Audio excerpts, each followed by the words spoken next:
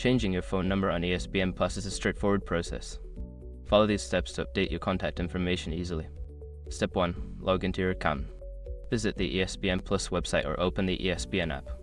Enter your login credentials to access your account. Step 2. Navigate to account settings. Once logged in, look for your profile icon or account name, usually located in the top right corner. Click on it and select account settings from the drop-down menu. Step 3. Access personal information. In the account settings menu, find the section labeled personal information or contact information. Click on it to view your current details. Step 4. Update your phone number. Locate the phone number field and delete the old number. Enter your new phone number in the provided space.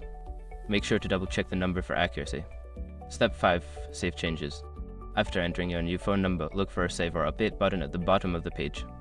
Click it to confirm the changes and ensure your new number is saved in your account.